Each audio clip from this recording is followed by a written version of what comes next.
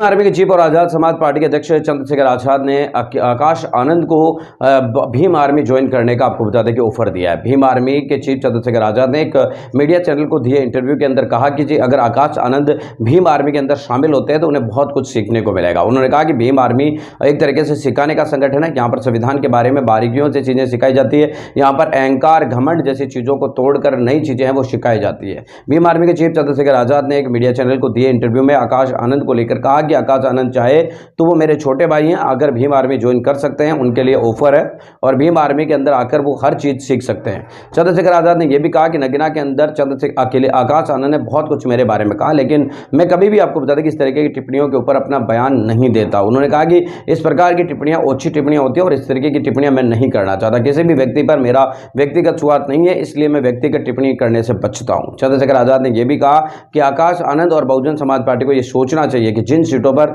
आज़ाद समाज पार्टी नहीं लड़ी चुनाव, यानी कि देश उत्तर प्रदेश की केवल मात्र 2 सीटों को छोड़ दे और बाकी सीटों के ऊपर आज़ाद समाज पार्टी नहीं लड़ी थी, तो उन सीटों पर जो एक तरीके से बहुजन समाज पार्टी है उनका हाल क्या हुआ। बाकी 78 जो सीटें थी, 77 सीटें थी उत्तर प्रदेश की, उनके ऊपर जो एक तरीके से बहुजन समाज पार्टी का क्या हाल हुआ है उसको आप देख लीजिए। बहुजन समाज पार्टी अपनी जमानत तक है उन सीटों पर नहीं बचा पाई है, तो ऐसे में आज़ाद समाज पार्टी उसका वोट नहीं काटती है। आज़ाद समाज पार्टी अपनी खुद के दम पर है वो पहचान बनाते हुए नजर आ रही है। साथ ही चंद्रशेखर आज़ाद ने यह भी ऐलान कर दिया कि आगे आने वाले दिनों में उत्तर प्रदेश में होने वाली 9-10 सीटों के उपचुनाव में आज़ाद समाज पार्टी अकेले अपने दम पर चुनाव लड़ेगी और सभी राजनीतिक पार्टियों को अपनी सियासी ताकत है वो दिखाएगी और हम विधानसभा के अंदर एक तरीके से आपको बताने की कोशिश करें तो अपने जनता को पहुंचाएंगे। उन्होंने कहा कि हमारे कार्यकर्ता विधानसभा भी पहुंचेंगे।